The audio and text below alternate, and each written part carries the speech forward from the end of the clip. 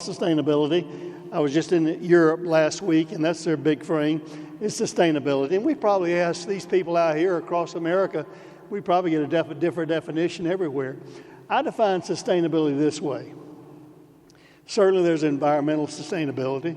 We're talking to a group of people out here that are conservationists. They're not going to poison their land in order because they make their livelihood off their land. They're environmentalists, frankly, and environmental sustainability is very important.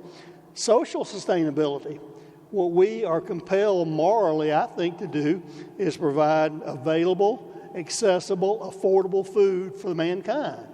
And these folks do a good job at that. But you're not going to do those two types of sustainability if you don't have economic sustainability as well. And people got to make a living. I mean, we love farming, we love ranching, we love growing and producing stuff, but we still got to feed the kiddies, right? We've got to make a living. So that's the way I look at sustainability, and that was a message in Europe.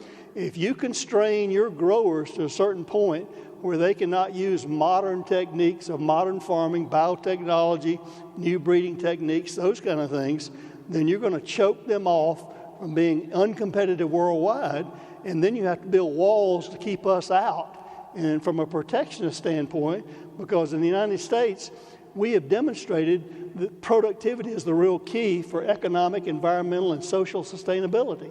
And these folks out here, along with their colleagues all across the country, we have increased agricultural production 400% over the last 90 years with 10% less land and doing it with a less price than we ever had 50 years ago on food supply. Absolutely. We've got a great story to tell. Absolutely.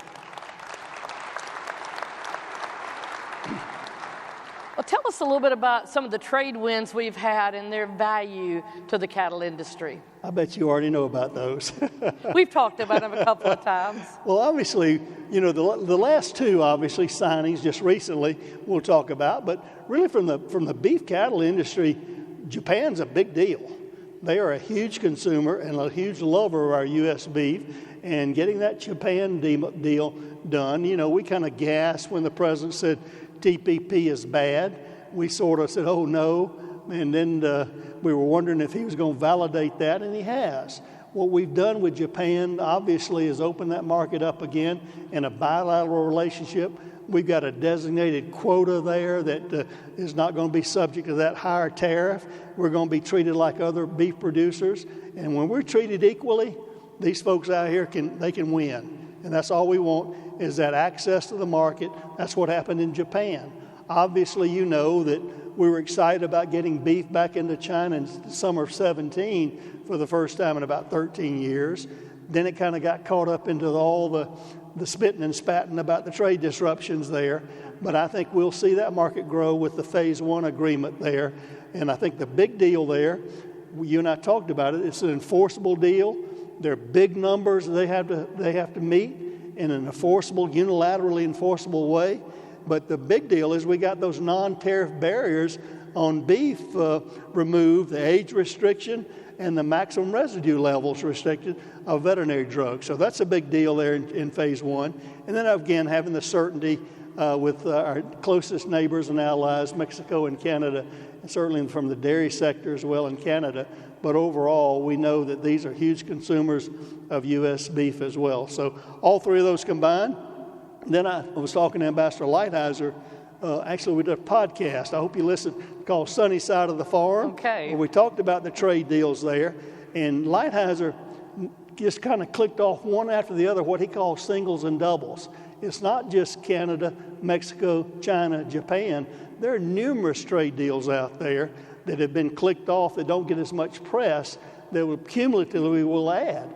And I think, frankly, we need to do that because I'm one that said I felt like we got too dependent on the Chinese market in many ways, more so in crops and beans and beef. But when you lose a big market like that, we want to have it spread out where we can feed the world. Absolutely. Well, tell us what you think is your outlook for our industry as we come into 2020. Farming's never a piece of cake. We know these folks out here know it's always going to be a challenge, but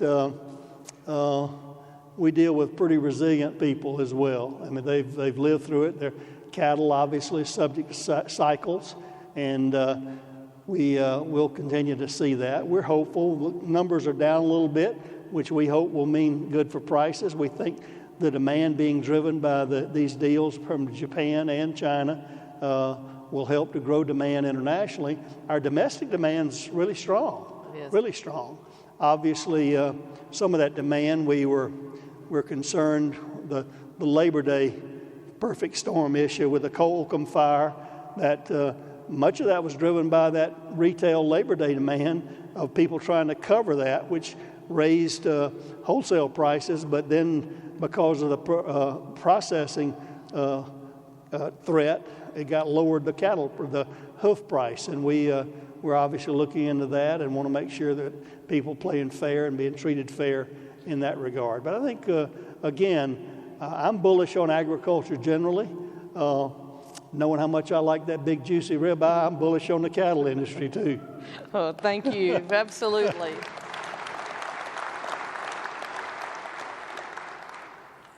Share with us some of the challenges that you see coming for the beef industry, and how should we prepare for those as you've traveled the world as well as the U.S. over the last few years? Here's what I don't think we've done very well. American agriculture is a miracle.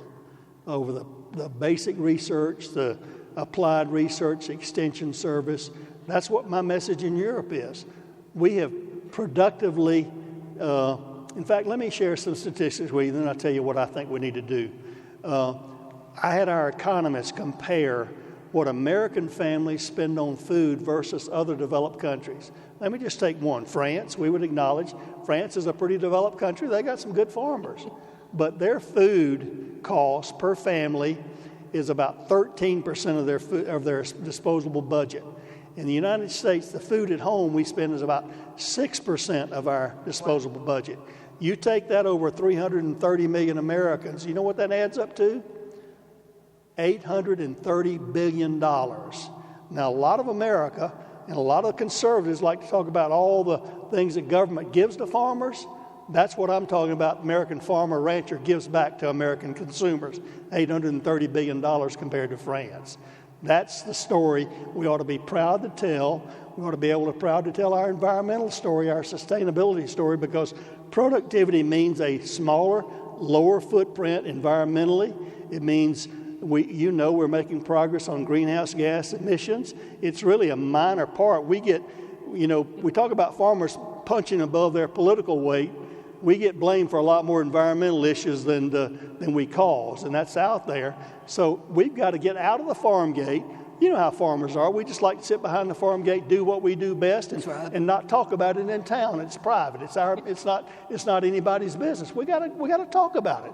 We got to have advocates like these three guys up here all across. We got to get out here and tell the story that we don't have anything to be ashamed about the most affordable, healthy, wholesome food supply in the world, and that's what we need to be out here talking about. That's what we have not done well, that we got to get out there and do, and your organization's the one that can tell it well. All right, that's a challenge for all of you, and you heard the good story. One thing there's talked about a lot as I travel out is fake meat. What are your thoughts on the future of these products? Well, again, we don't know exactly. We have one fast food chain kind of really hyping it. I haven't seen a big difference that way. I've tried some of it, and I know what my preference is. I'll take a good old juicy beef burger any day of the week, but and a steak. Yeah, that's good. Look, there again, consumers will drive the ultimate decision, but we don't have anything to fear. Again, we don't have anything to fear. You have some people that will make choices both on their ethical feelings or their animal welfare feelings. Those folks have always been with us. They're not really using your product now anyway. So I don't think you got a lot to worry about that. I think we just got to continue to do what we ought to do and what we know how to do best. That's good, strong environmental control. We've got to control the product. I think we need to develop a circular system.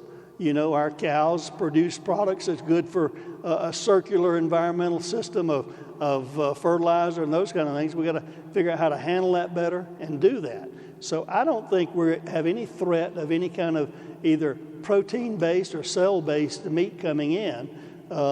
it's gotten a lot of interest in Silicon Valley and Hollywood, but I don't think you're going to see those kind of products on every table out here. You're going to have, I'm a carnivore, so I'm going to continue to be a carnivore, and I think many Americans are as well. Yeah, thank goodness they are. Yeah. Any other thoughts you want to share with this audience while you're here with us? Well, again, I really do want to go back to the message that I think. I know I have a megaphone, but I'm going to start using that megaphone talking about what the productivity of American agriculture has meant to the American consumer. You know that the president's concerned about our trade deficit. Why do we have an $800 billion trade deficit? Because American farmers and ranchers have made food so affordable, so we've taken it for granted, they can spend that $800 billion on trinkets from elsewhere. And that's kind of what happened. We've created an affluency in here because we do not have a problem with food in America. And we haven't had for a long time. And we've got an awesome responsibility. We talked about that social responsibility. 9.8, 10 billion people coming in just a few short years there.